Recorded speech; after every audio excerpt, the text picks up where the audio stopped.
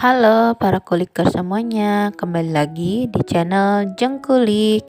Channel tempat para kulikers bisa mendapatkan info, tips, dan resep-resep tentang kue. Jadi apapun yang berhubungan dengan kue ada di channel Jengkulik. Kulikers, udah gak berasa ya kita sudah melewati Hari Raya Idul Fitri. Nah, untuk para kulikers, bagaimana nih yang lagi mudik atau yang lagi liburan atau yang mungkin di rumah aja gak kemana-mana? Tenang aja, channel Jengkulik tetap selalu menemani kulikers dimanapun. Hari ini kulikers Jengkulik juga mau membagikan info yang penting untuk para kulikers semua yang ingin membuat kue ataupun dessert ataupun cemilan menggunakan salah satu bahan ini kulikers. Nah, di episode kali ini Jengkulik akan memberikan info dan tips cara merebus sagu mutiara agar tidak gagal. Nah, para kulikers, siapa sih yang gak kenal dengan namanya sagu mutiara? Sagu mutiara ini merupakan salah satu hidangan atau salah satu bahan yang berbentuk bulat-bulat kecil ya kulikers. Biasanya ada warna merah dan putihnya kulikers.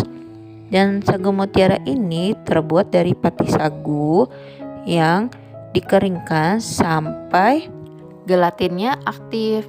Nah, kalau misalnya gelatinnya udah aktif, maka pati sagu ini akan dibulatkan kecil-kecil seperti mutiara kecil-kecil, lalu dikeringkan dan dikemas agar lebih awet kulikers. Untuk berbagai macam kue ataupun sebagai pelengkap suatu hidangan ataupun dessert juga loh kulikers. Nah, seperti biasa digunakan untuk kue cantik manis, kue awuk mutiara, terus ada juga kue lapis beras mutiara, ataupun bisa juga langsung dimasak sebagai bubur sagu mutiara juga ada yang dimakan dengan santan, ataupun sebagai pelengkap dari bubur sumsum, ataupun bisa juga sebagai tambahan di dessert, yaitu seperti dessert buko pandan. Ataupun ada juga beberapa es yang memakai sagu mutiara juga ada ya kulikers. Nah, kulikers, biasanya kan nih sebelum sagu mutiara ini dipakai di hidangan yang manis dan gurih, biasanya sagu mutiara ini akan dimasak terlebih dahulu kulikers. Nah, berikut Jengkulik akan bahas cara merebus sagu mutiara agar tidak hancur dan anti gagal kulikers. Jadi para kulikers yang pengen tahu tips dan triknya, tonton video Jengkulik sampai selesai ya. Oke kulikers, biasanya nih kulikers kalau mau merebus sagu mutiara nih kulikers, kita kan harus mencucinya terlebih dahulu. Dan setelah itu nih banyak mungkin para kulikers menyangka kita harus merendam dulu biar nanti cepat matangnya. Itu salah besar ya kulikers. Karena kalau kulikers rendam, itu sagu mutiara bukan makin mekar kulikers atau bisa cepat mekarnya, tapi malah dia tambah bikin hancur kulikers karena dia berbuat dari sagu.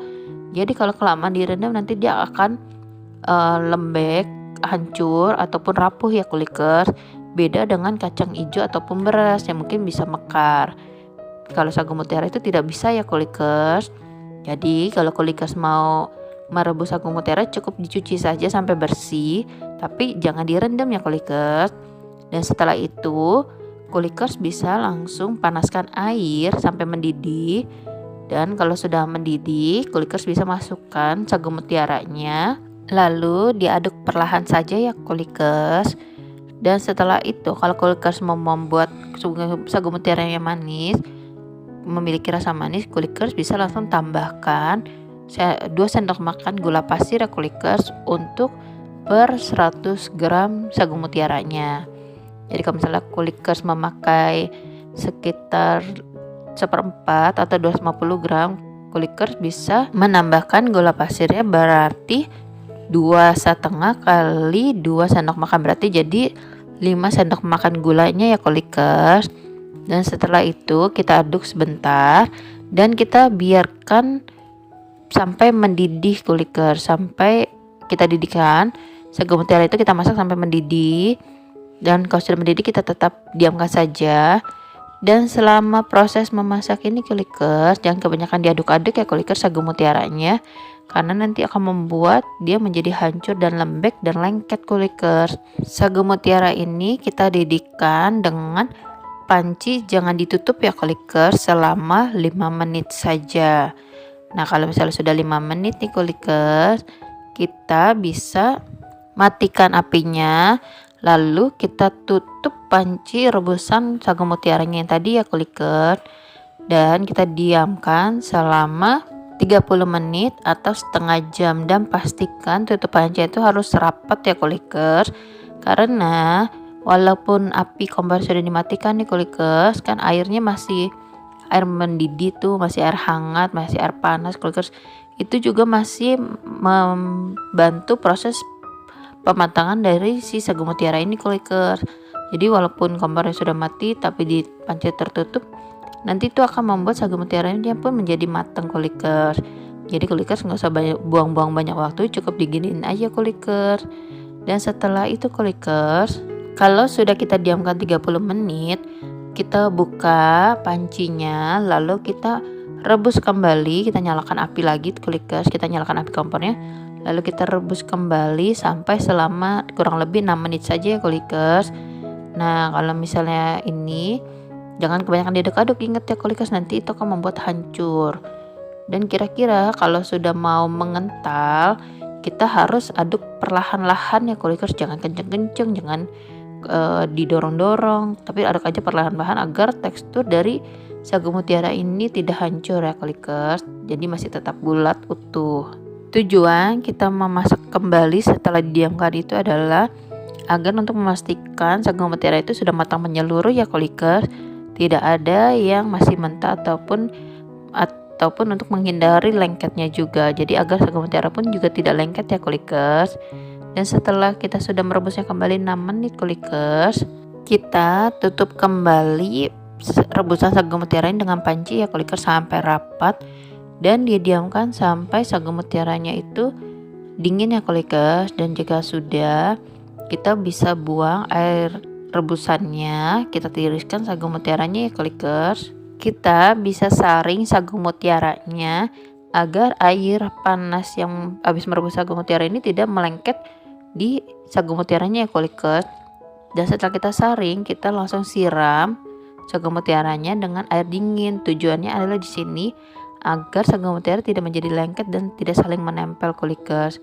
Jadi kalau misalnya dia diberikan air dingin, kita siram air dingin, maka sagu mutiara itu tidak akan menggempal, tapi dia akan menjadi bulat-bulat satu-satu gitu. Jadi teksturnya bagus dan rasa sagu mutiaranya pun kenyal kulikers teksturnya. Jadi kalau misalnya kita lihat bagus deh kulikers, jadi tidak hancur dan tidak lengket. Dan setelah kita sudah berikan air dingin kulikers, jadi maka sagu mutiara pun siap untuk digunakan untuk kue basah ataupun untuk puding ataupun untuk dessert atau hidangan lainnya menggunakan sagu mutiara kulikers. Dan kenapa harus disiram air dingin setelah selesai merebus?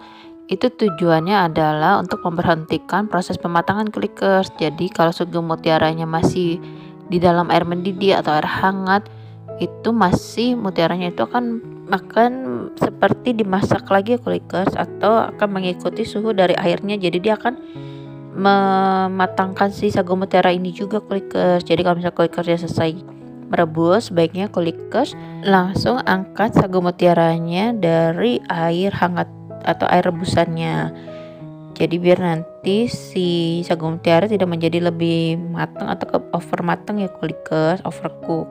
Dan masa penyimpanan untuk sagu mutiara yang sudah direbus adalah 2 hari saja ya kulikers. Jadi kalau misalnya sudah lebih dari 2 hari, jangan dipakai lagi ya kulikers, karena itu akan mempengaruhi rasa dari sagu mutiaranya dan akan berdampak ke kue buatan kulikers ataupun ke hidangan atau dessert yang kulikers buat. Oke kulikers, itu adalah cara merebus sagu mutiara yang cepat dan matangnya hasilnya bagus banget dan serta kenyal. Jadi para kulikers mungkin banyak nih yang membuat sagu mutiara dengan menggunakan presto. Jadi para kulikers Mulai sekarang tidak usah pakai presto-prestoan lagi untuk merebus sagu mutiara karena udah ada cara terbaru yang cepat tapi matang dengan sempurna. Oke Klikers, itu adalah cara dan langkah-langkahnya. Dan untuk para Klikers, terima kasih yang sudah menonton video Jengkulik kali ini. Semoga habis nonton video Jengkulik kali ini, para Klikers bisa merebus sagu mutiaranya semuanya pada berhasil lah Klikers. Dan untuk para Klikers yang belum subscribe channel Jengkulik, bisa langsung subscribe, like, komen, dan share juga boleh channel Jengkuliknya. Dan jangan lupa para Klikers selalu klik loncengnya biar tahu kalau ada uploadan atau ada video terbaru dari Jengkulik. Dan kira-kira selanjutnya Jengkulik mau membahas tentang apa nih ya Klikers? Kalau Klikers punya request, bisa langsung tulis di kolom komentar ya. Atau para Klikers yang mau sharing-sharing cerita, juga bisa langsung tulis di kolom komentar juga. Dan untuk para Klikers semuanya yang sedang mudik, tetap hati-hati di jalan. Dan para Klikers semuanya selamat menikmati hari liburannya Klikers. Dan sampai ketemu di video Jengkulik yang selanjutnya juga. Jadi tungguin terus video terbaru atau uploadan terbaru. Terima kasih para Klikers semuanya.